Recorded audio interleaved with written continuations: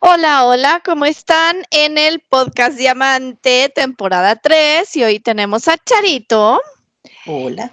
y tenemos a Miguel Ruiz, hijo de Miguel Ruiz, que escribió el libro de los 4 acuerdos. Y como bien hablamos antes, es importante hacer esta aclaración. No pensemos que Miguel Ruiz, papá, sigue así como está Miguel ahora, ¿verdad? No. Joven y Entonces, guapo. Bueno, guapo sí. Entonces, Miguel, pues bienvenido, muchísimas gracias por darte el tiempo. Sabemos que estás súper ocupado, tu vida es como la de muchos de nosotros, ¿verdad? Sí, Corriendo, pero te agradecemos muchísimo y bueno, pues gracias por estar. Bienvenido, Miguel. muchas gracias Nancy por tenerme en este podcast. Es un gran honor y orgullo. Y Charo, abrazos, te quiero mucho, mi gran amiga. Te conozco Yo desde... también. ya tenemos... Ya Muchísimo. son 2 décadas de conocernos. Sí, así es. Sí, y Mucho el tiempo de pasa conocernos. volando. Sí, los hijos se notan. Crecen los hijos. Solo en los hijos. Claro. Sí. Sí, muchísimas gracias por aceptar esta invitación y de verdad te quiero muchísimo, yo también. Igual, gracias. Miguel, pues bueno, vamos a empezar y como comentamos antes, yo quisiera que nos dieras esta introducción porque como muchos, así como yo, ¿verdad? Nos quedamos con tu papi y ahora resulta que tú estás y eso es maravilloso, tu hermano, también tu abuela, etcétera. Sí. Entonces, pues si nos quieres dar como esta historia para saber hasta dónde estamos hoy contigo. Sí, es un gran honor. Gracias por esto. Bueno, mi nombre es Don Miguel Ruiz Jr. Es un nombre vacío cuyo significado está dependiendo de mi acuerdo. Es un nombre que mi padre me ha dado porque, como soy su primogénito, me quiere tanto, me dio su nombre. Y mi mamá, que lo quería tanto, lo dejó que lo hiciera. Entonces, ese fue el permiso de mi madre. Pero es un nombre cuyo significado tiene el poder, porque yo le doy poder con la forma que yo vivo en mi vida. Entonces, soy el hijo de Don Miguel Ruiz. Obvio, cuando dijiste eso me recordó un poquito al hijo del santo. Estabas... Sí te vi, santo, el hijo de sí Don te Miguel vi Ruiz. que hiciste eso, claro, Sí, claro. esa es la imagen que me llegó. Me quedé claro. En México se reconoce más el hijo de que el junior. Oye, algo venimos. Sí. Pero he tenido estudiando esta tradición desde que tenía 14 años. Se puede decir que aún más, porque en toda mi vida ha habido ese tipo de espiritualidad en nuestra tradición tolteca en nuestra familia. Primero tengo que decir que la palabra o el nombre tolteca significa artista en castellano. Si traduzco la frase el arte tolteca, la transformación, al 100% castellano, es el arte del artista de la transformación. Soy un artista. Entonces, cuando yo digo que soy tolteca, estoy diciendo que soy un artista, en lo cual se puede decir que no solamente la cultura tolteca de México tenía toltecas, pero también casi cada nación mesoamericana tenía toltecas, porque tenía artistas. Entonces, de esta manera viene la tradición. Entonces, creciendo, se puede decir la figura principal no era mi padre, era mi abuelita Sarita, madre Sarita. Cuando la gente me pregunta cómo se siente en caminar los pasos de mi padre, don Miguel Ruiz, autor de los 4 acuerdos, respondo, bueno, realmente no estoy caminando los pasos de él, sino él y yo y mi hermano estamos continuando el sueño que compartió mi abuelita Sarita. Entonces, un poquito de historia. Nuestra familia, del lado de mi padre, del lado de la mamá de mi padre, de mi abuelita Sarita, es de Juanacatlán, Jalisco. Se puede decir que don Ezequiel, mi tatarabuelo, ni siquiera mi bis, mi tatara, él nació en los 1830 y es el primer mexicano en la familia. Y digo eso porque los padres de él nacieron en la Nueva España. Y después de muchas preguntas, la pregunta es, ¿cómo se llamaban los mexicanos antes de la independencia? Y resulta que depende de cada lugar que tengas, la respuesta es diferente. Algunos se decían sujetos al rey, algunos se identificaban con la nación, ahora la comunidad de donde vienen, si vienen de Juanacatlán, el Chichimeca, o el Olmeca en el este, o Tarahumara en el norte, todos tenían su identidad dependiendo de su nación, de su comunidad, de su Zona, de pueblo. su zona Sí, de donde su zona, estaban, su pueblo. claro. Entonces, solamente se decía mexicano al que nacía o vivía en la Ciudad de México. Después de la independencia, ya que se le llamó a República Mexicana, los Estados Sí, Unidos República mexicanos, Mexicana. toda la nación se dio el nombre de México, o mexicano. Es lo que he aprendido, es lo que he escuchado. Entonces, cuando digo esto, Don Ezequiel es el primer mexicano, es que es el primero que nació en la era moderna de este gran país. Es otra forma de decir que no sé el nombre de los padres de Don Ezequiel, solamente sé hasta esa historia. Entonces, Don Ezequiel Macías, de Juanacatlán, Jalisco, es el que dijo que somos seres de toltecas, que somos descendientes de los toltecas. Si soy fanático de decir, esa es la verdad, pero realmente no sé. Yo nací en 1975 y antes de eso es toda una historia. Pero él es el que enseñaba tradición en una forma muy tradicional. Es la imagen tradicional del chamán, con el sombrero grandote, con esa sonrisa, el que por vida él trabajaba como carpintero y en su edad avanzada trabajó en un cementerio, como era el cuidador del cementerio, y ahí es donde enseñaba a los que querían aprender, enseñaba la tradición, de acuerdo a las leyendas. Don Ezequiel vivió 114 años de edad. Wow. Y en 1883, por ahí, sé eso porque fui a Juanacatlán y encontré el acta de nacimiento de mi bisabuelo, don Leonardo Macías. Le encontré porque encontré el acta de nacimiento de mi abuelita Sarita, que nació en 1910. Entonces, la razón por la cual encontramos a don Leonardo y no a don Ezequiel es que el municipio apenas había empezado a tomar, registrar los actas de nacimiento un año antes o dos. Antes de eso tienes que ir a la iglesia para ver dónde encontrabas los actos de nacimiento o un lugar donde encuentras ese tipo de información. Entonces, por eso digo que es leyenda que mi don Ezequiel nació en esta etapa, porque en esta acta de nacimiento dice que tenía 54 años de edad cuando don Leonardo nació. Ok. Wow. Está don Ezequiel, que enseña la tradición tolteca a un grupo pequeñísimo, porque te hace imaginar que aún está la sombra de la Santa Inquisición y realmente no puedes enseñar más allá de la iglesia. O sea, claro. Si quieres enseñar la tradición de tu cultura, de tu gente, tienes que enseñársela a unas pequeñas personas. O sea, hay un cierto tabú que existe.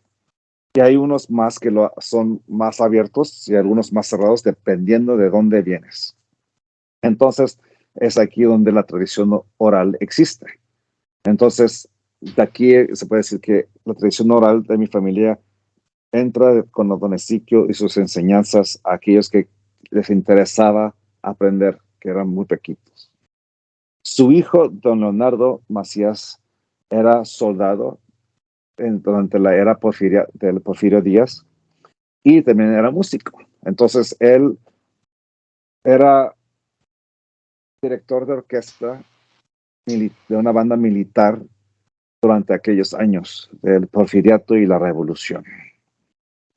Entonces, él enseñó la tradición tolteca a su manera. Él como era soldado, tenía una disciplina así, de acuerdo a los cuentos, a los relatos, pero también era músico. Entonces, él enseñó la tradición a través de la música y también a través de pues lo que podía, pero era también un grupo pequeño al que podía enseñárselos. Entonces tienes a estos dos grandes señores de mi familia, don Ezequiel Macías, don Leonardo Macías de Juanacatlán, Jalisco. Y mi abuelita Sarita, madre Sarita, nació en 1910 en Juanacatlán, Jalisco. Era una persona, una mujer moderna, porque ella creció durante la cuna de la Revolución Mexicana. Había mucho cuento donde tenían que esconderla porque ahí venían los cristeros. Sí. Y pues durante toda esa etapa, pero era una mujer moderna hasta que tuvo un momento donde no pudo explicar, o sea, su hijo se murió, ella se enfermó y alguien de la familia le llevó con una curandera para que la ayudara y tuvo un momento de sanación que realmente le impactó. Entonces ella regresó a la tradición a aprender de su padre, don Leonardo, y de una comunidad en la Ciudad de México cuyo nombre ahorita se me olvida, pero ahí estaba en la Ciudad de México cuando empezó a realmente aprender y a practicar su tradición.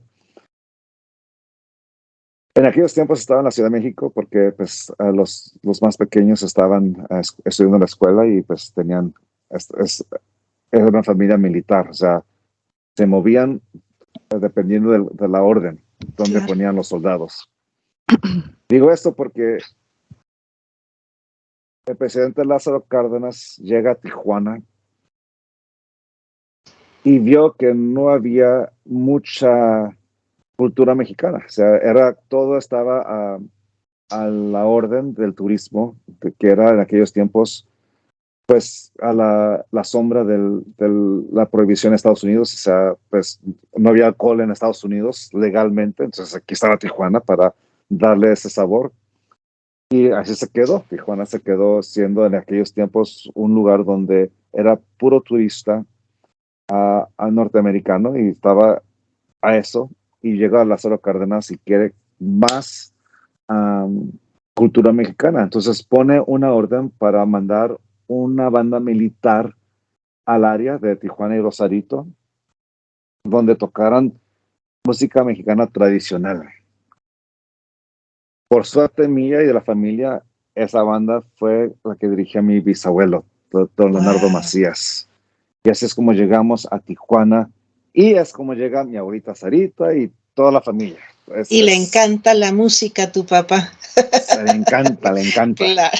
Entonces, en ese tiempo, mi padre nació en 1952 en Guadalajara, Jalisco. Pero crece en Tijuana por la misma razón. O sea, poco a poco la familia todo emigra, porque también mi abuelito Luis era militar.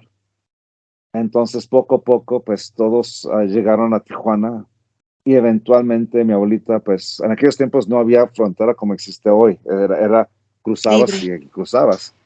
Y mi abuelita empezó a trabajar en San Diego. En aquellos tiempos ya había empezado a trabajar como curandera. Pero tenía un sueño de que ella quería compartir la tradición con la comunidad. Entonces empezó a dar lo que llama ella cátedras. Empezó a dar sus clases, sus sermones, las cátedras del domingo, y no me acuerdo cómo se llaman los del jueves. En jueves también daba clase, pero era jueves y domingo, y durante la semana daba sus curaciones. Entonces, en cierta forma, empezó a trabajar en Tijuana y también empezó a trabajar en San Diego, donde en San Diego,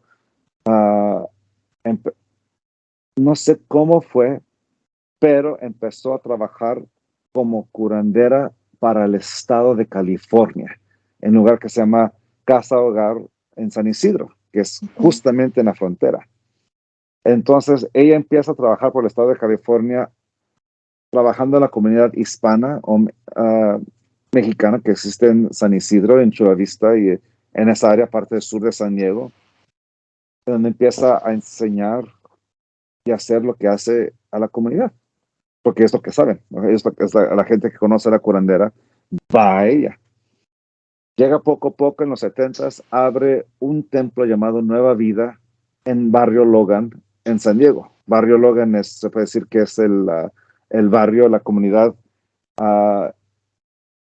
mexicana, chicana, en la parte de San Diego, la parte principal, donde ella abre en Barrio Logan su templo, y ahí es donde empieza a crear su comunidad. Se establece como Madre Sarita y da cátedras y sermones sábados y domingos y da sus curaciones. y practica la tradición en su manera. Y se convierte en una persona famosa porque gente de todas las de Estados Unidos va a ella. Hasta está dando conferencias en UCSD, la Universidad de California, San Diego, hablando con doctores porque los doctores quieren aprender qué está haciendo ella. En cierta forma, está haciendo la tradición holística, que ahora se le llama holístico. En aquellos tiempos era más curanderismo, pero hoy se le llama holístico. Le cambiaron el nombre nada más para que sea un poquito menos tabú. Para que sea más fifi. Claro. Sí, exactamente. Fifi, o simplemente que sea un poquito más aceptable, porque tiene esa, pues, la superstición que existe, el tabú que impidió a don Ezequiel, a don Leonardo, que enseñara afuera a la familia. Aún casi existía, pero ahorita no le importó, porque ella quería compartir esto con quien pudiera, y pues dio sermones. Ella empezó a dar esas clases en otras partes del estado. O sea, la invitaban y ella daba y regresaba. Más, se puede decir que en 2007, un año antes de su fallecimiento, en 2007, ella fue, ella entró al Salón de la Fama de las Mujeres en San Diego, California, porque la ciudad de San Diego, el condado de San Diego, reconoció lo que ella hizo y la honró al admitirla al Salón de la Fama por mantener viva la tradición de nuestra familia. O sea, fue honrada de esa manera. O sea, base de dos de don Ezequiel y de Leonardo que no podían compartir, a ser reconocida por tu comunidad. Es cosa increíble. Sí, entonces, digo esto porque entra mi padre, don Miguel Ruiz. La tradición de la familia es rebelarnos en contra de la tradición. Cada generación quiere hacerlo a su manera. Don Leonardo quiso ser militar, algo opuesto a ser el chamán. Madre Sarita quiso ser una mujer moderna, pero tuvo un momento donde cambió su vida y regresó a la tradición. Mi padre igual. Él era médico cirujano, estudió en la UNAM, casi jugaba por Pumas. En cierto punto tuvo que elegir entre jugar fútbol o ser doctor médico, y eligió ser médico porque pues decidió, es lo que decidió. Salvar vidas. Salvar vidas. Pero en los 70s, el 78, tuvo un accidente donde le cambió la vida. O sea, tuvo una experiencia que no pudo explicar, una experiencia que no tiene lógica, pero pasó. Entonces regresó a la tradición y empezó a aprender de mi abuelita Sarita y un poquito de don Leonardo, porque don Leonardo aún está vivo. Y es ahí donde empezó poco a poco a aprender la tradición, y poco a poco se desató de ser doctor en esta tradición. O sea, yo como mayor recuerdo al doctor Miguel Ruiz, recuerdo al aprendiz Miguel Ruiz, y recuerdo cuando se convirtió en don Miguel Ruiz. Es cuando dejó atrás la medicina en sus 30, tenía algunos 31, 32 años cuando dejó la medicina y se dedicó completamente a esto. Ahora, cuando él empezó a aprender, siendo doctor cirujano, médico cirujano, se dio cuenta que había mucho fanatismo y superstición alrededor de nuestra tradición familiar, de nuestra tradición tolteca. Y él decidió limpiar la tradición y dejar atrás la superstición y ponerlo en un lenguaje cotidiano, lo que él llama un lenguaje de sentido común. Y es aquí donde nacen los 4 acuerdos. Los 4 acuerdos y sus libros desde entonces es él enseñando las enseñanzas de don Leonardo, don Ezequiel y Madre Sarita y sus propios aprendizaje en un lenguaje que todos pueden entender. Más coloquial. Se puede decir coloquial, pero es una forma de que no importa de dónde vengas, te puedes relacionar con o sea, un sentido humano. Se puede decir que el libro Los 4 Acuerdos, la introducción, la historia del espejo humeante, es lo único que queda de las historias chamanísticas de la familia. El resto del libro es una traducción de esa superstición o esas tradiciones o ese conocimiento, ese lillaje, ese amor, ese corazón, ese Sabiduría. tesoro que es sabiduría. Y lo puso en un lenguaje que podemos entenderlos y ahorita está traducido en no sé cuántos idiomas a través del mundo. O sea, está en India, está en el Medio Oriente, está en Japón, está en Vietnam, está en Rusia, está en muchos países a través del mundo, no solamente en Estados Unidos o en México. Por eso solamente hablamos inglés, porque es un puente que nos deja llegar hasta el otro lado del mundo, del planeta. Claro, un idioma mundial. Entonces se puede decir que si mi abuelita Sarita abrió las puertas de la tradición, mi papá destruyó las puertas, las explotó y expandió. Entonces, he aquí donde yo vengo, porque yo entré a emprender nuestra tradición durante esta época, donde mi padre estaba limpiando la tradición. Y yo soy, es como estaba explicando antes de la entrevista, yo nací en Estados Unidos, yo soy de Chula Vista, California. Yo soy alguien que creció en la frontera, o sea, yo viví en Estados Unidos, también viví brevemente en Tijuana, cuando era niño, viví en Tijuana, porque es donde mi padre practicaba su medicina.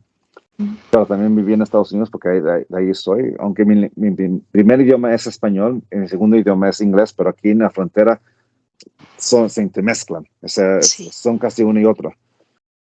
Yo estudié en una escuela llamada El Mentor Mexicano, pero donde realmente me eduqué fue en la Lázaro Cárdenas, Preparatoria Federal Lázaro Cárdenas, estudiando el bachillerato internacional. Entonces, soy un bachinerdo. La academia me encanta. O sea, la historia, la física. Yo no leo libros de espiritualidad, yo leo libros de historia y físicas. Lo que me encanta. Es lo mismo. Sí, Claro, es algo que me encanta de leer. Pero yo vengo de esto. Entonces, está la dualidad de que vivo en San Diego, en Estados Unidos, pero me estoy dando mi educación en México. Vivo en una familia donde mi abuelita es una curandera y mis tíos y mis padres y mis tías son doctores médicos. Voy a una escuela que es súper académica y vivo en una familia súper espiritual. Se puede decir que hasta mi acento es una mezcla. Se puede decir Spanglish, pero es solamente una mezcla de dos culturas donde yo crecí. Para mí es casi normal, es justamente. Entonces, es aquí donde lo que estaba haciendo mi padre es completamente normal. O sea, ponlo así. Alguien quiere venir a sanarse. Viene con mi abuelita. Mi abuelita ve que necesita un poquito más de ayuda, entonces lo manda con sus hijos, que mis tíos, mi padre, lo mandan a los doctores de Tijuana. Ellos también ven que alguien necesita una ayuda espiritual y se lo mandan a mi abuelita Sarita. Entonces, no crecí que tiene que ser así, tiene que ser así. En la vida te das a ti permiso de sanar y vas a ver de todo lo que hay en la vida que el humano ha creado, cuál va a ser la herramienta que te va a ayudar. En lugar de que tiene que ser esto porque es lo que creo. Mi familia nunca fue así. Tienes que ver todo como una solución, o sea, abrir tu mente para encontrar eso que te va a ayudar a sanar. Entonces, es ahí donde yo aprendí. O sea, yo aprendí a través de esa fe en ti mismo, de tomar esos pasos. Es que somos cuerpo y alma, entonces necesitas la sanación de ambos, o de uno o del otro. Entonces, sí, exactamente, y ambos, o sea, la cosa es a tener confianza, o sea, desde este punto de vista, los doctores son un instrumento para tu sanación. Física y mental y espiritual, lo que sea. O sea, cuando la gente me pregunta qué es lo que hago yo ayudo a la gente que sane de las heridas que el amor condicional dejó en su vida. es lo que yo hago. Y eso es lo que me aprendí las enseñanzas. Entonces, yo aporto a la familia de esta manera, compartiendo cómo desapegarnos de las condiciones de nuestra propia vida, de la domesticación, y cómo podemos empezar a amarnos y aceptarnos tal y como somos. Porque al hacerle eso, nos da la oportunidad de dárselo y hacer a otra gente, o sea, aceptar y ver a otra gente tal y como son, no como nosotros queremos verlo, porque es la diferencia. El amor condicional solamente quiere ver lo que quiere ver, y el amor incondicional es poder ver la vida tal y como es. Entonces, es ahí donde viene mi familia. Mi abuelita Sarita nos decía esto: si tú practicas la tradición tolteca como yo o tu padre lo está haciendo, estás matando la tradición. Tú tienes que aplicar lo que aprendiste, y la vida se convierte en tu maestro o maestra. Si vemos este lineaje entre don Ezequiel, don Leonardo, madre Sarita, don Miguel Ruiz, don José Luis y yo, y mis primos, y mis sobrinas y sobrinas que están interesadas en esto, y mi hija también, cada generación tiene sus diferentes desafíos y problemas a solucionar. O sea, no puedes aplicar lo que don Ezequiel aplicó durante la era de la reforma, se puede decir, en aquellos tiempos donde México apenas estaba introduciendo el concepto de ser mexicano, o de ese Estaba concepto naciendo. naciendo, Claro.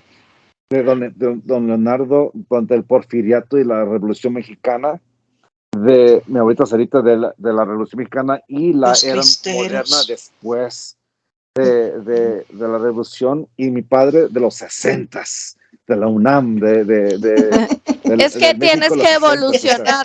Claro. Lo que sí, tú nos dices es que hay que ir evolucionando, sí, sí, sí compartiendo la tradición, pero evolucionando. sí, Miguel, te voy a exactamente. interrumpir antes de que sigas, está súper interesante, pero yo tengo unas preguntas y si no nos Claro. vamos a ir y luego. Sí, sí, sí. Mira, tú nos mencionas mucho que están llevando la tradición tolteca, ¿verdad? La primera pregunta es, ¿qué es la tradición tolteca? Porque Pues, seguramente quien nos vea va a decir, ¿y sí, qué es sí. la tradición tolteca? Pues como te decía anteriormente, la palabra tolteca, el nombre tolteca significa artista. Entonces, sí existe la cultura tolteca que creó Tula, y esa tradición hermosa. Pero también está la tradición tolteca que cada tradición mesoamericana tiene. O sea, el artista. No solamente mesoamericana, sino todo el mundo. Claro. Entonces, para describir nuestra tradición, tengo que describir que yo soy un artista. Y el lienzo de mi obra de arte es mi vida. Los instrumentos que yo voy a utilizar para crear esa obra de arte va a ser este cuerpo, esta mente, mi sí y mi no, mi libre albedrío. Yo puedo crear o la más magnífica imagen del infierno, o la más pacífica, armoniosa imagen de la gloria.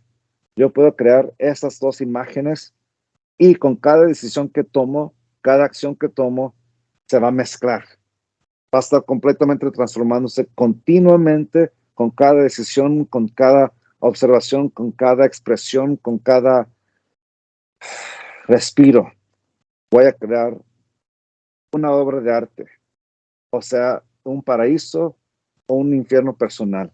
Y va así, continuamente, continuamente. Ahora, mi abuelita me preguntaba, o lo que tú conoces te controla, o tú controlas lo que tú conoces. Cuando yo era un joven aprendiz de ella, no sabía qué significaba eso, pero con el tiempo, como marcha el tiempo, empiezo a aprender y darme cuenta que dependiendo de qué tan apegado estoy a mi conocimiento, la respuesta es diferente. Si, por ejemplo, los 5 niveles del apego. El primer nivel es el auténtico ser. No importa lo que conozca, sé que estoy vivo. Sé que soy este individuo, este ser, esta alma que está viva y presente en este momento. Mi respuesta a esta pregunta es, no importa lo que conozca, sé con fe completa que estoy vivo. Nivel 2, preferencia. Imagínate una flor que está completamente abierta. Si quieres usar la flor lotus, una flor hermosa que significa sabiduría, conocimiento y paz. El nivel 1 está completamente abierto. Yo puedo ir en cualquier dirección de la vida, porque yo con este cuerpo que está vivo, puedo ir en cualquier dirección en la vida. Si me ocurre algo, me gusta, digo que sí.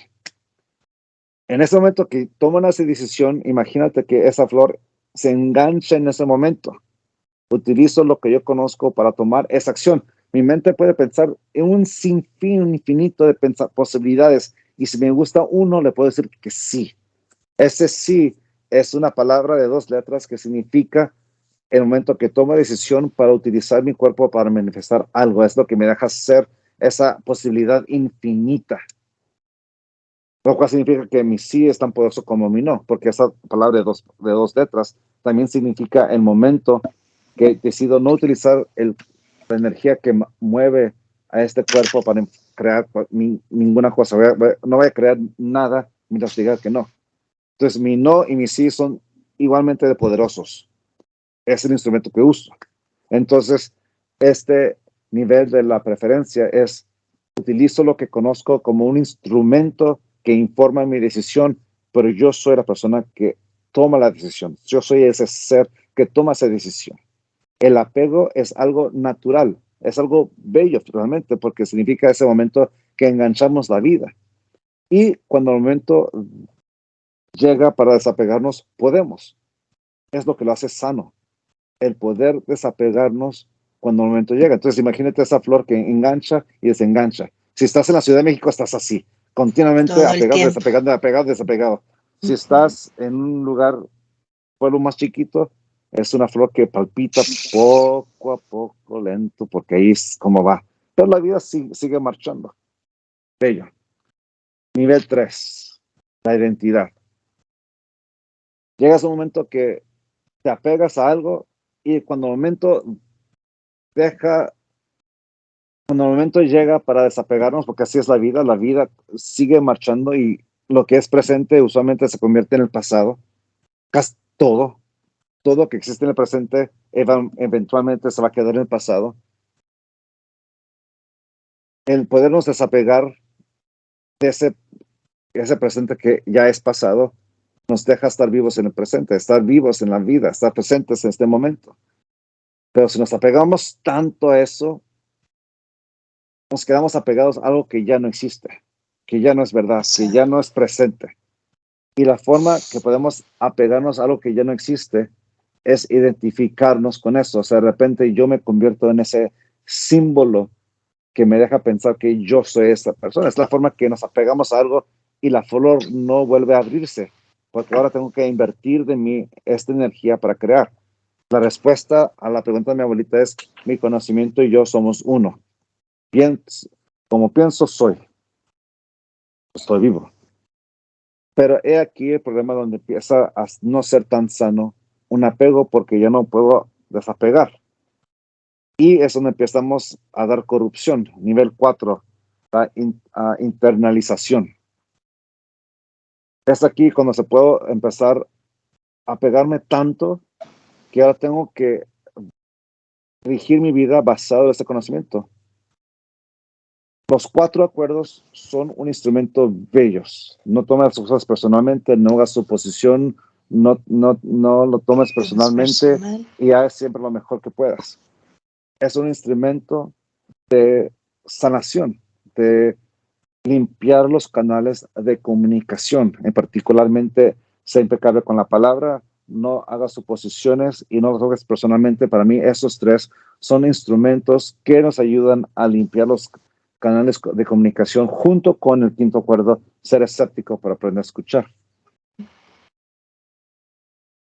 El momento, si alguna vez te has castigado o juzgado por tomar las cosas personalmente, si te has juzgado por hacer suposiciones o por no ser impecable con la palabra, es el momento que hemos dado corrupción a los 4 acuerdos, porque hemos empezado a domesticarnos con los 4 acuerdos. El problema principal del libro Los 4 acuerdos que se enfrenta es la domesticación o el condicionamiento, cualquiera que prefieres. Esa acción de castigo y premio por la cual modelamos al ser vivo. Si quieres llegar a ser alguien merecedor de mi amor, debes vivir la vida como yo pienso que tú deberías hacerlo. Y si no, eres merecedor del castigo. Claro. Y es como empezamos a amarnos condicionalmente, pretendiendo ser algo que no somos. Y a juzgarte. Si has practicado así, entonces hemos convertido los 4 acuerdos en las 4 condiciones. Es el momento que damos corrupción a la tradición. Y no solamente a la tradición tolteca, sino a muchas otras tradiciones. Me voy a tomar a mí como ejemplo. Hola, mi nombre es Don Miguel Ruiz Jr.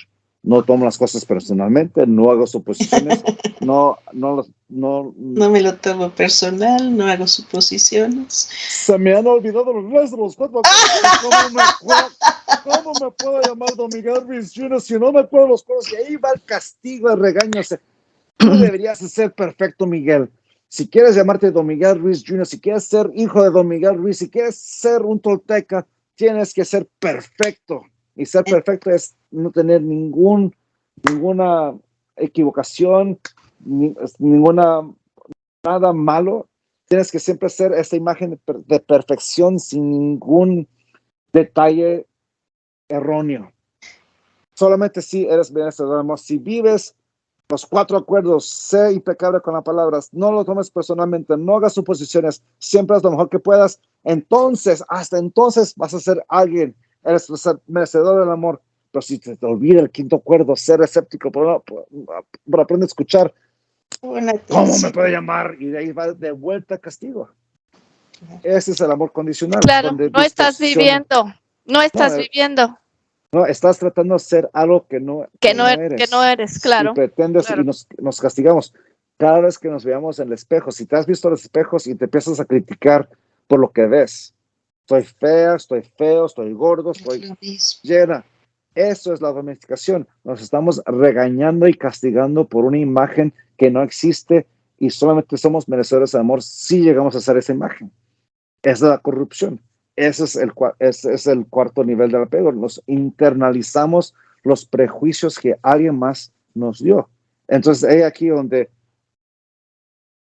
distorsionamos y damos corrupción a los 4 acuerdos y los convertimos en las 4 condiciones.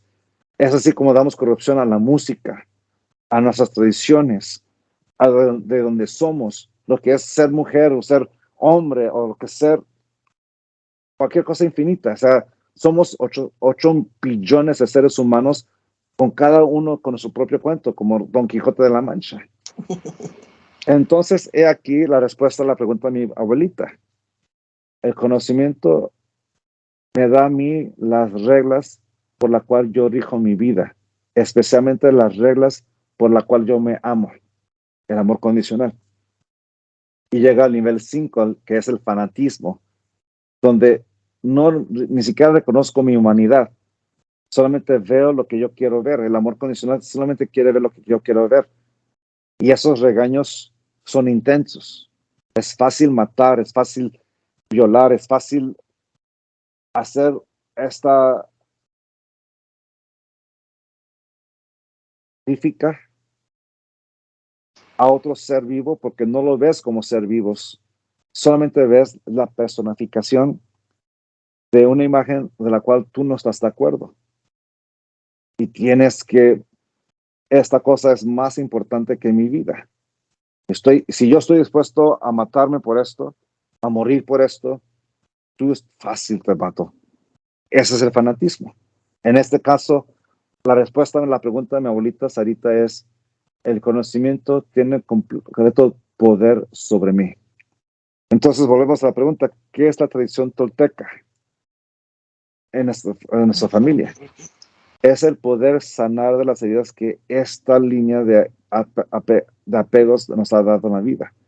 Es poder dejar ir de las condiciones que tratan de regir nuestra vida porque no son propias, viene de alguien más y nos la creemos, y estamos creando una obra de arte que ni siquiera es propia. Es más, la mayoría de los pleitos, de los desacuerdos que tienen parejas, es quién va a domesticar a quién va a hacer forzar al otro ser que sea la imagen de amor que uno cree que debe ser. Ni siquiera lo reconoce. Están peleando pleitos, se están peleando peleas que vistes que tu mamá y tu papá dicen que tuvieras. Y no tiene nada que ver con tu relación.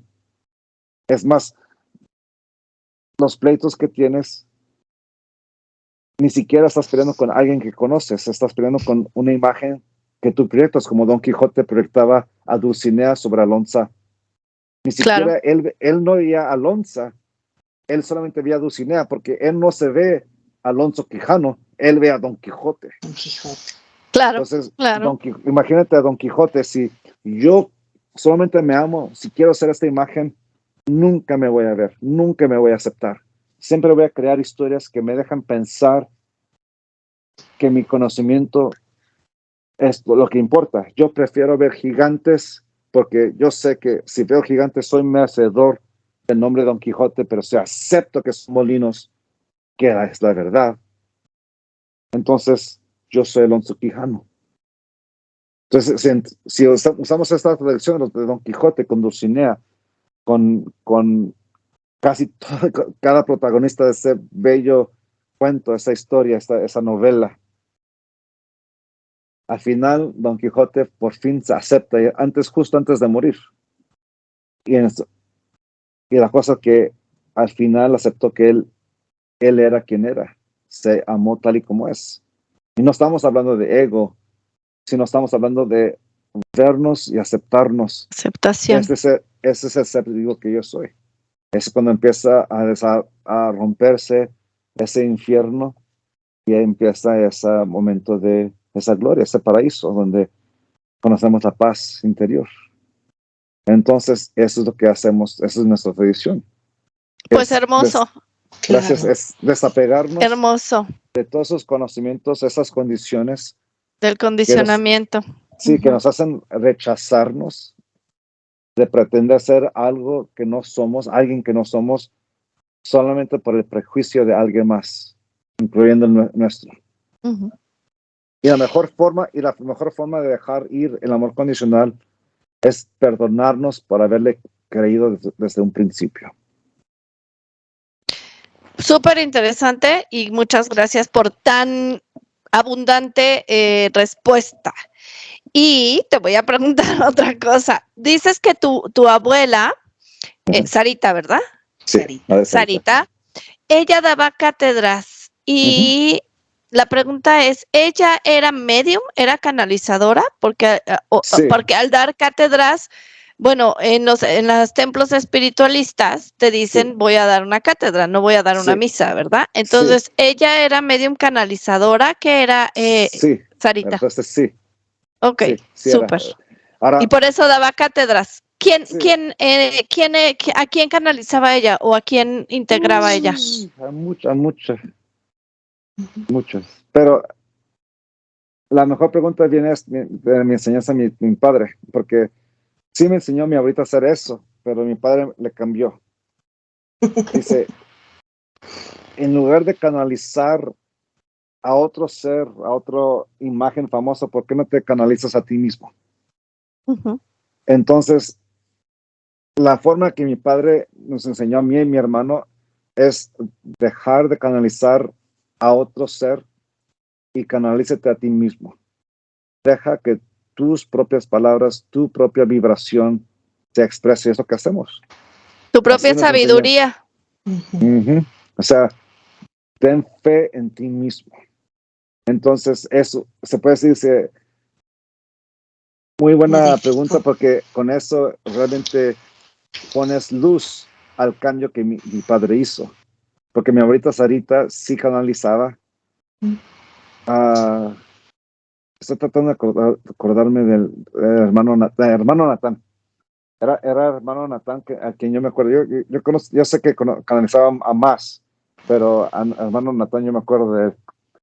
Pero mi padre, dicen, hay mucha superstición sobre eso, porque lo que pasa cuando haces eso es que pierdes fe en ti mismo. Pierdes tanta fe que dejas que las únicas palabras que vienen de ti sean de otra persona. Canalízate a ti mismo, ten fe en ti mismo, respira profundo, habla de lo que sabes. Si no lo sabes, no lo hables. No lo digas. No lo digas. Simplemente ten esa confianza en ti, da ese paso, en este caso, abre tu boca y deja que las palabras salgan. Y es así como José Luis y yo lo hacemos. Sí, y sí, estoy de acuerdo. Yo también, mi abuela también era medium y, y ella y la de Charo creo que también, y cuando ellas entraban en este éxtasis, perdían su personalidad tal cual, ¿no? O sea, exactamente prestaban su cuerpo y cuando volvían, claro que todo el conocimiento se queda en tu alma, pero como bien dice tu papá y tú ahora, yo también prefiero canalizar lo que eres para entonces traer este conocimiento. Sí. Y es como veo que la tradición pues se va renovando, ¿no? Vas renovando toda esta parte, transformando. Y yo te iba a hacer la última pregunta. Bueno, seguramente van a salir más, pero... Antes de eso yo te quería comentar, Nancy, yo tomé clases con Sarita. Y sí, Sarita era una persona, Madre Sarita era una persona divina, o sea, de verdad divina. Yo con ella viví unas experiencias que a pesar de haber venido yo de mi abuela Mari, que también traía todo este conocimiento, el estar con Madre Sarita fue así como aprenderle muchísimo, pero a la vez darme cuenta que lo que decía Miguel papá, que también fue mi maestro, tenía razón, ¿no? O sea, porque era el transformar este conocimiento de Sarita que muchas veces se convierte como en superstición, ¿no? Claro. Se convierte hasta como de, no puede ser verdad que operes, que se pueda realizar una operación sin instrumentos más que con energía, ¿no? O sea, eran cosas que muchas veces la mente de las personas no les permitía llegar a eso. Entonces, el tener esta unión de Madre Sarita y de Miguel, de don Miguel Ruiz, era como poder tener este planteamiento de equilibrio. Sí. Entonces, para mí Sarita fue una persona que yo quise muchísimo, la veía yo hasta como una abuelita. Sí. Y el día que falleció me impresionó cómo su esencia pasó a todos, ¿no? Sí. O sea, a todos los que fuimos sus alumnos, a todos los que su familia, como que siempre estuvo, siempre está. Yo el día de mi sesión de hipnosis con ustedes, la primera sesión, cuando dijo Lore, es que hay una mujer aquí, haz de cuenta que estaba diciendo a Sarita. Y de pronto dijo, soy Pachita, ¿no? De Jacobo Brinberg. Entonces dije, wow, es que están las dos. Es lo mismo, claro. Sí. Es lo mismo, la misma esencia. Entonces, creo que don Miguel ha modificado mucho todo esto por lo mismo, ¿no? De que la gente se va más por la mente, se va palpar. Más... Exacto. Entonces, ese equilibrio creo que es algo maravilloso. Me encanta. Se puede decir que él se dio cuenta de las 4 condiciones y el reto era volver a sanar la mente y desapegarnos lo suficiente para que vuelvan a ser instrumentos que se llamaban los 4 acuerdos, que nos ayudan no solamente a tener fe en nosotros, pero tener ese alivio, esa sanación, no solamente física, pero espiritual y emocional. Es el darnos ese permiso. Es que esos 4 condicionamientos, como tú dices, por ejemplo, en la época de nuestros bisabuelos y abuelos, todavía se usaba, aunque como tú dices, escondido, ¿no? Porque vino todo lo que fue la historia de la conquista, la implantación de la religión, etcétera, pero todavía se usaba sanarse con las hierbas, ir con el curandero, ir con el partero, estar más en contacto con la tierra, con la naturaleza, contigo. Pero después cuando vino toda esta parte de la conquista, entonces este condicionamiento se hizo mucho más fuerte y es cuando ya le toca a tu papá y cuando ya hay que hacer como la manera de que la gente lo entienda sin miedo, porque no hemos hablado del miedo, pero claro que aquí entra el miedo de que, qué miedo que canalices, qué miedo de quién estás canalizando, qué miedo de lo que me estás diciendo. Entonces es lo que veo que tu papá y ahora tú han hecho. Y aquí viene la pregunta. que bueno, creo que yo ya la sé, pero ¿por qué es el don? Porque antes era don, por ejemplo, mi papá también se llamaba Leonardo y mucha gente le decía don Leonardo. Ahora todos nos hablamos de tú y Miguel y cómo estás, pero el don tiene algo, es algo. ¿Por qué don? Es una forma de respeto. Es el reconocer a alguien que ha llegado a cierto nivel de su maestría. Y es como decir doctor o algo, pero realmente nuestra tradición es llegar a un punto donde nos reconocemos. Entonces decirle a alguien doña o don, es reconocer a alguien con cierta sabiduría y cierto impacto con la vida que los ha transformado. Y más allá, impactan a otros. O sea, no solamente es un acto propio, sino un acto que empieza a contagiarse con otra persona. O sea, no es la palabra contagiarse, sino empiezas a inspirar transformación en gente alrededor de ti. Sí, claro. Sí, que también esa parte del respeto ahora desgraciadamente se ha perdido mucho, ¿no? Es lo que pasa. Exacto, no es porque no hables correctamente o no es porque no te dirijas correctamente, sino es porque ver cómo el otro o tu linaje tiene esta sabiduría y lo recibes tú. Y ahora a veces como que los linajes se confunden y no tienen exactamente esos escalafones y eso es bien interesante y bien importante porque la sabiduría, como tú lo describiste, tu sabiduría viene de tal, no de ti hacia arriba, sino de arriba hacia abajo. Sí, y sigue constantemente porque eso siempre está cambiando. Por ejemplo, ahorita me acabas de recordar con el problema de cómo decirle a alguien señorita o señora. O señora. O seño. O seño, que también aquí en México se usa y la gente mucho se ofende y a veces en los lugares es común. Ahora, la razón es lo que he aprendido. La gente usa el seño porque no quiere insultar con señora o señorita. Si le llamas a alguien señorita, a veces la gente se siente bien, pero a veces gente se ofende. Si le llamas a alguien señora, tiene mucho que decir, o sea, de alguien de edad, alguien que ya no es virgen. Claro. Y me dicen, ok, usa seño y así te quitas de broncas. Pero te metes en bocas con la gente, ¿por qué no usas el castellano adecuadamente? Claro. Entonces, y bueno, y vuelves al condicionamiento, porque por ejemplo, aquí en los pueblos de acá del centro igual y seguramente allá, hay todavía, yo creo que ya no hay tanto, pero hay todavía mujeres mayores me refiero mayores 70, así, que si les dicen señora, se ofenden y te dicen, no, yo nunca me casé, dime señorita. Claro. Y en nuestra mente decimos señorita para alguien que sea joven, ¿no? Una jovencita le dice señorita en nuestra época, ¿no?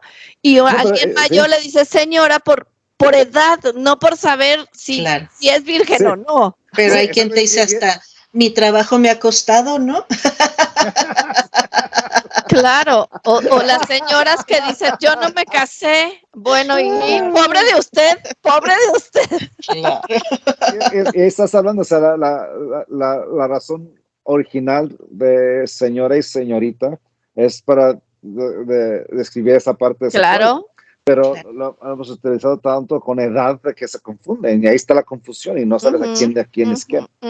Y entonces dices, señor, entonces con el don y doña es igual, o sea. Es igual. Me estás llamando doña. Claro. Me estás llamando don, o sea, ¿qué? Claro, porque por ejemplo, a eso iba, porque por ejemplo, don, en la mente normal o en el día a día, en lo coloquial, sería un hombre mayor. Sí. O sea, no tú, por ejemplo, tú don, no, pero por eso lo quise preguntar, porque yo sé que es por este respeto de esta sabiduría, ¿no? Pero si un don es alguien mayor, Tu papá sí es don, sí le queda muy bien. Sí. No, y la cosa es que a veces se le dice don a un patrón. Claro, o dicen el don que está ahí, o la ñorita que está allá, ¿no? Bueno, ya eso es el idioma que se va ahí formando. cambiando, Se claro. regresa a ese punto donde se lo das a la persona cuyo respeto se lo ha adquirido. Claro, exactamente. Claro.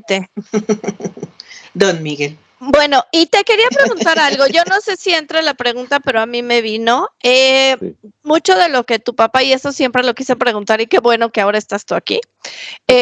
Tu papá, bueno, en el idioma coloquial también sería un chamán, realmente, porque siguen siendo chamanes ustedes, ¿no? Y yo te pregunto, estos libros donde está, pues de Juan Matus y de Castaneda, ¿estos libros tienen algo que ver con su tradición? ¿Tuvieron alguna injerencia o son totalmente separados de ustedes? Sí, no, entonces, primero tengo que decir que usamos la palabra chamán porque es lo que están acostumbrados, pero realmente la palabra que usamos es nahual. Yo sé. Sí, el nahual es la palabra que realmente usamos. O sea, usamos a veces chamán porque a veces la gente no sabe qué es un nahual, entonces tenemos que usar la palabra chamán, la palabra chamánica, pero realmente es nahual. La palabra nahual tiene 3 definiciones en nuestra tradición, o como yo lo conozco. Maestro, guía espiritual, pero la que me gusta más es esta. Yo voy a usar física. En orden para que un objeto se mueva, requieres de una energía que lo mueva. Que voy a traducirlo. Un poquito de náhuatl. En orden para que el tonal se mueva, requieres de un nahual que lo mueva. El tonal es la materia. Eso es tonal. Esta manera, esto. Nahual es la energía que lo mueve. Entonces, cuando yo digo soy nahual, estoy describiendo que yo soy la energía que mueve a este tonal, o sea, a este cuerpo. Entonces, de ese punto de vista, soy nahual porque estoy utilizando palabras para describir y darme cuenta de que yo no soy este cuerpo, porque en el momento de mi último respirar, mi último latido de corazón, no me lo llevo conmigo. Sí, yo no soy ese cuerpo. Así como me lo enseñó mi abuelita Sarita cuando falleció en 2008 y cuando fallecieron muchos de mis tíos ya y tías. Y primos y amigos, después de lo que pasó. No me lo llevo conmigo. Yo no soy este cuerpo, pero soy el cuerpo, yo soy la energía que le da vida a este cuerpo. Si entendemos esto, también podemos entender esto. Yo tampoco soy esta mente. Esta mente existe porque yo la estoy manifestando. Al momento de mi último respirar, mi último palpitar, tampoco me llevo mi mente. Mi mente deja todo el desapego. Mi mente existe porque yo existo. Mi cuerpo existe porque yo existo. Si entienden esto, entonces pueden entender esto. Mi amor existe porque yo existo. Sin mí, mi amor no existe. Y todas mis emociones, desde el miedo hasta mi rencor, hasta mi felicidad, existe porque yo existo. Eso es lo que soy, como digo, soy nahual, la energía. Pero es solamente una palabra para tratar de explicar lo que soy. Entonces, dependiendo de la tradición chamánica o tolteca o nahual, el nahualismo, continuamente darse cuenta, instrumentos que te dejan dar cuenta de que estás vivo. Es como un truco para realmente recordarte quién eres continuamente. Y la trampa es domesticarnos con esa imagen. Tengo que ser nahual.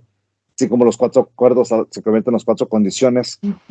Soy nahual, tengo que ser este nahual. Entonces, ese es el reto, que no nos acondicionemos, que no me acondicione tanto a pretender ser lo que no soy. Entonces, aquí en este ejemplo, soy nahual, pero la tentación es utilizar esa expresión para acondicionarme o domesticarme con esa expresión.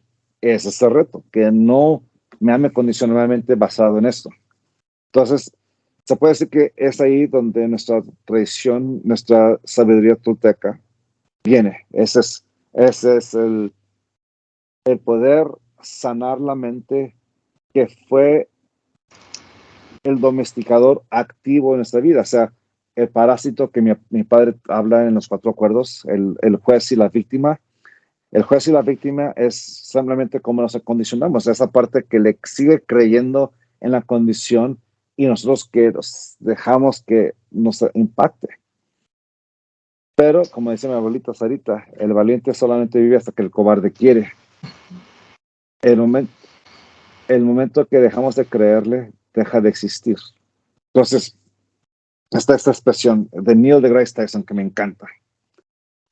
La verdad existe aunque tú no le creas. No, la frase completa es la cosa de la ciencia.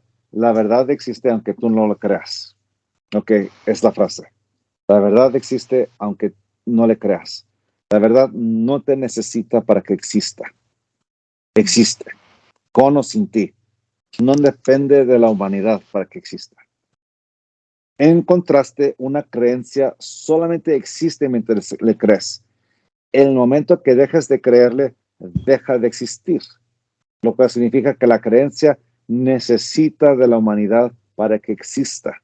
Y mientras más gente le cree, más se siente como la verdad, pero no es la verdad. Un egregor, por ejemplo. Claro. Sí, dejas de creerle y deja de existir. Si te das cuenta de la diferencia entre la verdad y una creencia y te ves a ti mismo, qué tanto es la verdad y qué tanto es tus creencias sobre ti. Entonces, desde ese punto de vista, si te das cuenta de la verdad, te das cuenta de que te has castigado, te has rechazado por creencias y nunca la verdad. Nunca fue la verdad que te doblegó. Nunca fue la verdad que te rechazó. Fueron tus creencias lo cual te hicieron. La buena noticia de eso es que solamente existe mientras te crees. Ahora, otra frase que me encanta. Esa es de Eleanor Roosevelt aquí en Estados Unidos, la primera dama, la esposa de Franklin Roosevelt. Voy a decirlo, voy a tratar de traducirlo y aquí va. Nadie te puede hacer sentir inferior sin tu permiso. Así es. Si lo traduzco otra vez, nadie me puede hacer sentir inferior sin mi permiso. Si lo traduzco otra vez, nadie me puede domesticar o acondicionar sin mi permiso.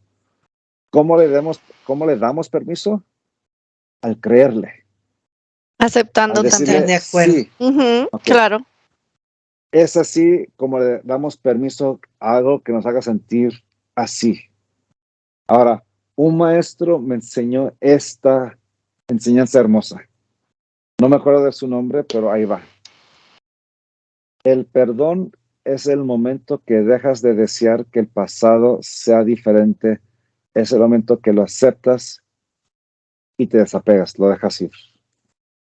Para mí es la expresión, forma más bella de explicar qué es el perdón. El momento que dejas de desear que el pasado sea diferente, lo aceptas, que así fue y lo dejas ir. Para mí es el momento que te das cuenta que no hay vida en el pasado. El pasado solamente existe en nuestra memoria, en nuestra mente, en la forma de nuestra memoria. Y posiblemente no pasó como lo pensamos, pero la cosa es que la vida ya no existe en el pasado, así como el futuro aún no existe. Solamente existe en nuestra mente en la forma de nuestra imaginación, como el pasado solamente existe como la memoria. Pero lo que existe sin o sin mí es el presente. Este presente existe con o sin mí. Entonces, el momento que te das cuenta, yo no puedo cambiarlo, así pasó. Es el momento que aceptas, pasó. Dejarlo ir, mi hermano José Luis, don José Ruiz, tiene esta imagen. Imagínate un escorpión que se sigue picando una y otra vez, administrando ese veneno a sí mismo continuamente, una y otra vez. El dejarlo ir es el momento que ese escorpión deja de picarse con su propia cola, con su veneno. veneno. Alguien me dice, Miguel, Los escorpiones no hacen eso. Sí Claro hacen. que no. Sí hacen a veces. Así lo hacen. A veces Lo engañas. Sí, lo hacen. Si los Pero engañas, la los cosa es- tocas y se pican Sí. ellos solos. Ujú. Ah, Pero que no eso cosa que ver. constantemente, pero sí. Nosotros los humanos lo hacemos continuamente Todo cada el vez que lo tiempo. pasamos en el pasado. Cada vez que lo pensamos, El así hubiera. pasa. Sí. Los hubieras. Entonces, imagínate que te das cuenta que estás utilizando el pasado para lastimarte una y otra vez. Para sufrir.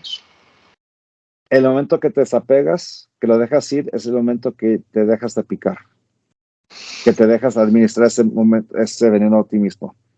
Ese es el perdón. Te dejas de Esa es la flagelar. sanación. Sí. Entonces, si te das cuenta de eso, todas esas creencias solamente estaban ahí porque le crees. Todos esos prejuicios, todos esos castigos, todos esos rechazos. Perdónate por haberle dicho que sí. ¿Qué tiene que ver esto con Carlos Castañeda, Don Juan y toda esa tradición? Pues se usa diferente. Los aliados, cómo se describe eso, los aliados son diferentes. La única diferencia realmente es que nosotros no usamos la planta. No, mi abuelita Sarita nos enseña a hacerlo sin la planta, solamente con el respirar, con la meditación. Estás llegando a un super punto. Sí. Sí, mi abuelita Sarita nos enseñó, o sea, ahorita si uso frases modernas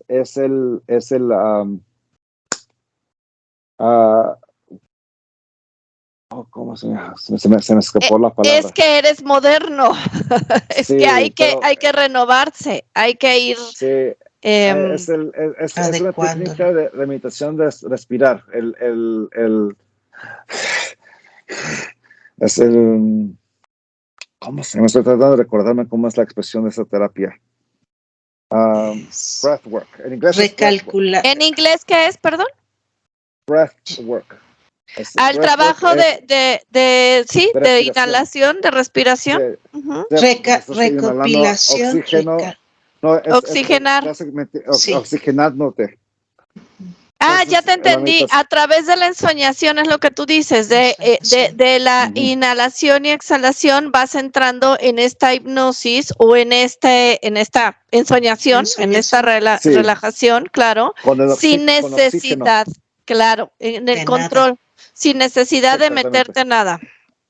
Sí, porque mi abuelita siempre decía, si no haces el trabajo ahorita para desaprender todo esto, vas a llevarte todo esto a ese lugar.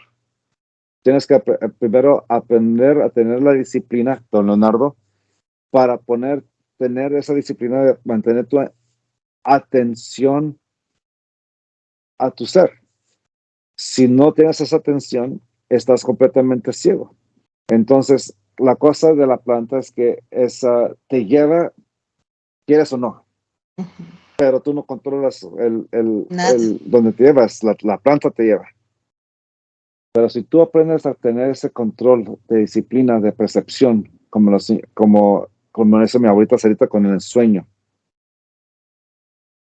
no necesitas la planta. Claro, la planta es un buen instrumento. Conozco mucha gente que utiliza para eso, para sanarse. Tengo un amigo que utiliza la planta en una forma tan armoniosa, que es hermoso. O sea, es enfrentarte a tu verdad. Para mí, la planta es la madre que te hace ver la verdad sin misericordia. Sí, Miguel, pero bueno, aquí es un instrumento hermoso. Claro, aquí entra el pero. Eso, no.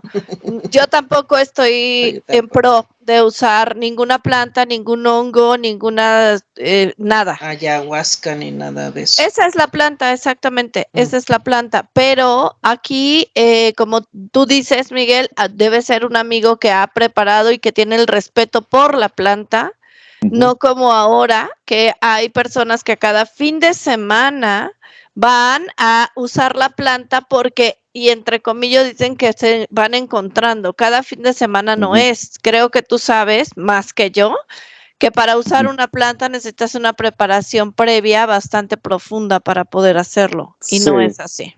Cualquiera. Sí, pero también tenemos que ver que cada persona es diferente. Primero tenemos que ver que cada persona es diferente. Para mí, el problema principal de la planta es que es igual que la canalización que estamos hablando anteriormente.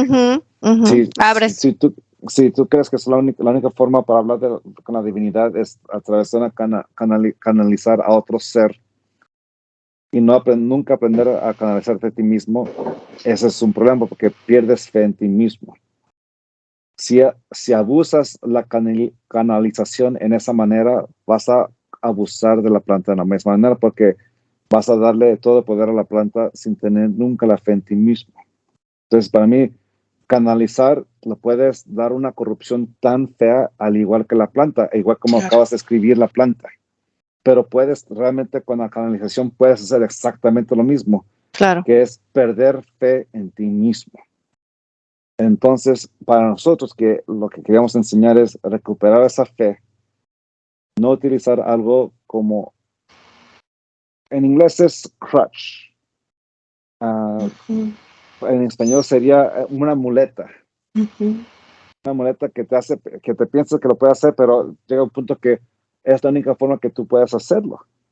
Pero realmente no, tú puedes usar cualquier herramienta. Puedes ir a un concierto de una banda increíble que de repente te lleva a un éxtasis increíble. Puedes estar besando a una persona que amas completamente y ese respirar y ese beso te lleva a un lugar increíble. Una planta medicinal, a la ayahuasca, en un momento apropiado te puede llevar a un lugar increíble. Una oración, una meditación igual te puede llevar a un momento increíble. Sentarte en un sofá después de un día larguísimo y respiras, es un éxtasis increíble. O sea, estar presente. Nuestro prejuicio nos puede encegar, nos puede poner una venda en los ojos que tiene que ser así, tiene que ser así, tiene que ser así. Pero la cosa es que uno nunca realmente sabe cómo es el camino de otra persona, pero lo que sabemos es esto. En el momento que empezamos a usarlo como algo que nos quita la fe, deja de funcionar. Entonces, hay personas que sí requieren cada semana usarlo porque es el tratamiento de su terapia. Hay personas que lo hacen una vez al mes y la cosa es o una vez cada año o una vez cada 10 años. Y la cosa es que acabo de escribir no solamente a la planta, pero también a la canalización, a la meditación, al yoga, a la música, a cualquier cosa que le damos corrupción, hasta los 4 acuerdos. Claro. Entonces, oye, Miguel, si ese punto, sí, perdón. Entonces, ese punto es regresar a algo que dije anteriormente con mi abuelita Sarita. Cada cosa es una herramienta que te puede ayudar a la sanación, pero requiere de tu permiso de que funcione. Lo que importa es que sea algo a que tú puedas tener esa comunión, esa resonancia, donde la frecuencia estás de acuerdo con esa frecuencia que te llena de esa vida, y eso es lo que importa. Entonces, sé de gente que le encanta ir a conciertos y es ahí donde continuamente llegan a esa éxtasis porque bailan en una forma increíble cada vez que se dejan ir y se olvidan su cuerpo, están completamente en su respirar, bailando con su cuerpo, bailando con otra gente, bailando personalmente, o solamente se olvidan de toda la gente que lo está mirando pensando, esta persona está loca. No me importa, aquí estoy, bailando, bailando, bailando. Y ahí es la expresión de Pachamama. Así es. Claro, la mama. Claro. Yo quería preguntarte de tus libros, los libros que tú has escrito, porque hace un rato hablaste de los 5 niveles del apego y yo sé que ese es un libro tuyo. Entonces me gustaría que nos platicaras sobre los libros que tú has escrito. Sobre tus libros, Miguel, y agrego, y tus redes, si tienes ahora redes también para que las pongamos aquí abajo del podcast, Sí. para que te sigan o te busquen o no sé, todo lo que haces. Gracias. Los libros que tengo, muchas gracias, tengo 6 libros que tienen mi nombre. Los libros son los 5 niveles del apego, la maestría del ser y la maestría de la vida. Es la trilogía. El otro son libros pequeños de café. En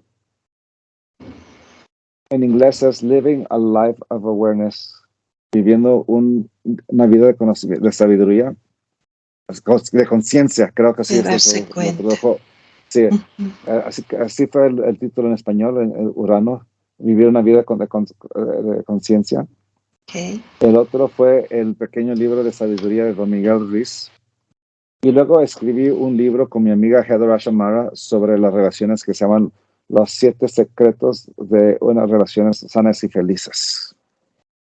Entonces, esos son los 6 libros que he libro y ahorita, justamente esta mañana, me acaba de mandar un texto, mi editorial, con el nuevo libro.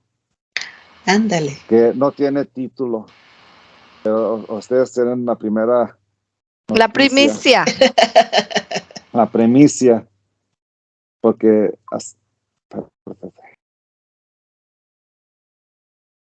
Sí, porque habló de los 5 niveles del apego y eso sí, ya es creación tuya.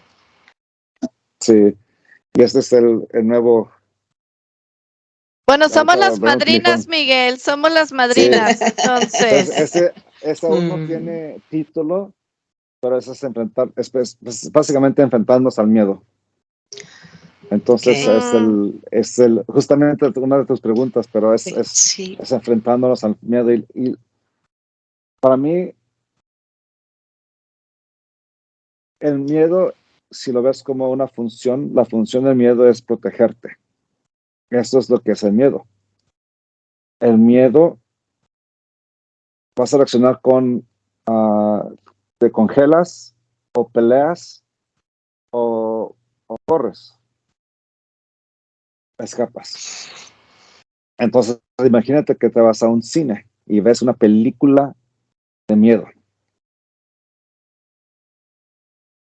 Cuando tienes miedo de veras, tu cuerpo va a sacar adrenalina y te va a quitar, te va a llenar con esa capacidad que tu cuerpo te hace para que corras rapidísimamente o te congelas y no te puedes mover porque tienes un peligro que si te mueves te va a morder esa víbora o si te vas a pelear que no te duela tanto. Esa adrenalina y todo eso que es cosa que te da el cuerpo, esas hormonas. Entonces imagínate que vas a un cine y ves una película de terror. Imagina que en mi caso las películas que me han entrado de terror es el Poltergeist y El Exorcista. Y la última película que me dio miedo fue el proyecto de la bruja de Blair Witch, Sí. The Blair Witch Project. Blair. La primera vez me dio miedo, la segunda vez no vi cómo hicieron y ya no me dio miedo, pero la primera vez tuve una semana que sentí. Ahora, la cosa es que solamente son una luz proyectada a un lienzo y una pantalla con un sonido buenísimo, unas sound around, surround sound, los speakers, pero cosas que no estás en peligro. Nunca estuviste en peligro, pero tu mente entra a la historia tanto que vas a entrar a esa reacción de te congelas o huyes o peleas. Cuando te congelas en el cine estás con eso y ni siquiera puedes respirar, estás claro. Una reacción verdadera. El correr es cuando te tapas los oídos y te cierras los ojos y y no quieres escuchar, estás huyendo. Y te cierras los ojos y los oídos para que no escuches y te escapaste, te estás escapando. La pelea es cuando gritas ¡ah! Ese es la reacción de pleito. Es Claro. como estar en una batalla. ¡Ah! Estás en tu silla. Reacción. ¡Ah! Pues tu cuerpo va a reaccionar. Esas son las reacciones de miedo. Pero nunca estuviste en peligro. Pero tu cuerpo no se dio cuenta, reaccionó. La mente es más poderosa que cualquier proyector de cine. La mente es más poderosa y vas a imaginarte todas las posibilidades. Si empiezas a contestar qué sería con el peor caso, vas a reaccionar con miedo. Y ese es el miedo irracional, porque no es verdad, no viene de algo que es verdad, sino vino de una creencia o un miedo que fue dado porque proyectaste algo en tu visión que no es verdad, pero puede que sea verdad. Y cuando haces eso, empezamos a abusar el miedo como abusamos el alcohol y las drogas.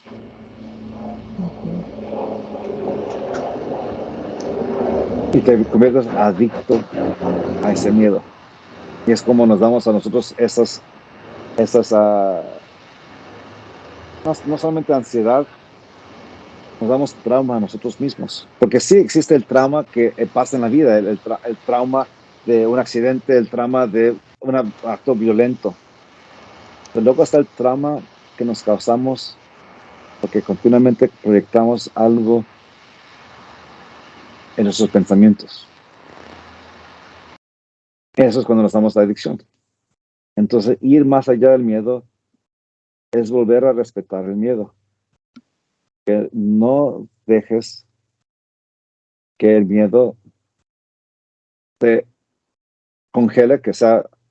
Te Tienes tanto miedo paraliza. que te paraliza, que no quieres tomar decisión. A veces no tomamos decisión porque tenemos miedo a tomar una decisión. Nos congelamos. Para mí, eso es el más peligroso. El de correr, pues estamos huyendo continuamente de responsabilidades, de cosas, ese tipo de cosas. Huyendo de casa, huyendo de cualquier cosa, buscando otro. El pleito, pues, es cuando alguien se enoja, realmente es miedo.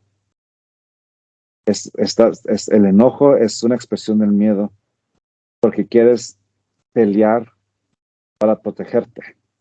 Lo que estás protegiendo. Es fácil entender qué es ego a través de una función en lugar de un concepto. La función del ego es proteger la ilusión. ¿Y qué ilusión? El modelo por la cual nos condicionamos, nos domesticamos, esa imagen que creemos en nosotros. Por ejemplo, en mi caso, esa imagen de Don Miguel Ruiz Jr. Don Miguel Ruiz Jr. no existe. Yo existo. Entonces, desde ese punto, el miedo, ir más allá del miedo, es respetarlo una vez más y dejar de abusarlo como abusó uno la droga o el alcohol. Súper interesante. Creo que ya te exprimimos demasiado. Entonces, dinos tus redes, a dónde la gente te puede seguir, si tienes redes, dinos, no sé si ahí anuncias, supongo que sí, cuando haces los eventos que haces, iniciaciones, tengo entendido, no sé si así se llama. El viaje de poder a el viaje de poder, ya apuntadísima yo cuando vengas. Sí. Ahora en diciembre vienen. Sí, en enero siempre vamos a Teotihuacán. Año nuevo. La red social principal es de mi padre, miguelruiz.com. Ese es la casa mía, de mi hermano José Luis y mío, mi padre. Claro que estamos en social media, en Instagram y Facebook y Twitter, aunque realmente yo poco a poco no he estado tan involucrado recientemente. Mi hijo tiene autismo, entonces he estado tan entrado con mi hijo que realmente no he puesto mucho recientemente porque pues estoy cansado. Mi padre es activo, José Luis sí está activo, entonces para mí es de Miguel Ruiz Jr. Eso es en Facebook, en Instagram. En Facebook es Don Miguel Ruiz Jr. Puedes encontrar a mi hermano José Luis Ruiz, es así como lo puse. Entonces ahí estamos. Ok, pues ahí te seguimos. Te seguiremos. Gracias, entonces. Y para el viaje de poder de ahora de diciembre, ¿todavía tienen espacios o ya no? Si alguien se quisiera apuntar, no tienes idea de paso. Pero hay que meterse a miguelruiz.com y ahí es donde debe de haber. Y ¿en qué fecha es el viaje de poder de este fin de año? Para que la gente que vea. Usualmente es Año Nuevo, del 28 de diciembre al 1, pero regresamos otra vez en mayo. Yo voy en mayo entonces. Sí, ahí vamos. Vamos en mayo y nos saludamos personalmente, que va a ser súper interesante. Es muy bonito el viaje de poder en Teotihuacán. Me encanta. Perfecto. Entonces, bueno, pues Miguel, no sé si quieras compartirnos algo más para cerrar. Para mí, el punto de todo ese trabajo es disfrutar la vida. Y como dice mi hermano José Luis, en la tradición tolteca no hay nada que aprender, solamente desaprender. Entonces, ¿de qué desaprendernos? Desaprendernos de cualquier cosa que no nos dé permiso de sanar. Desaprender todo lo que no nos deja amarnos tal y como somos. Entonces, para mí, es el punto de lo que trabajo que hacemos. De la capacidad de darnos ese permiso de amarnos tal y como somos, de ser merecedores de nuestro propio perdón y perdonar. Pero más importante, amar. Amar sin condiciones significa amar a un individuo tal y como es esa bella persona. Y realmente amarse a sí propio. Así eres. Eres la suma de todas tus decisiones y el punto más joven de tu vida. Con el mismo aliento, con el mismo latir de corazón. Eres todo. Qué hermoso. Muchísimas gracias, de verdad, muchísimas gracias. Yo creo que quien vea este podcast le va a encantar y los van a seguir y pues es lo que nosotros también compartimos en este grupo, es eso, estar aquí ahora, amarnos y aceptarnos, es eso. Sí. Vivir libres. Muchas gracias por Vivir todo. libres. No, gracias a ti. Gracias a ti. Nos quedaríamos eternamente aquí platicando, pero no, bueno, tampoco se vale, ¿verdad? Muchas gracias, Miguel. Bueno, aquí es la 1, para ti son las 11. Llevamos 2 horas ya exprimiéndote, ya es demasiado. Muchas gracias, porque aparte yo sé que lo das con mucho amor. Exactamente. Sí, muchas gracias. Eres muy abundante. No, hombre, gracias a ti. Gracias a ti. Muchas gracias. Feliz fiestas navideñas y próspero año nuevo a todos, a los que nos están viendo y escuchando. Les deseo lo mejor de la vida, que disfruten mucho de todo y felices fiestas. Muchas gracias. Igualmente. Gracias. Gracias. Gracias. Bye, Charito, bye, Miguel.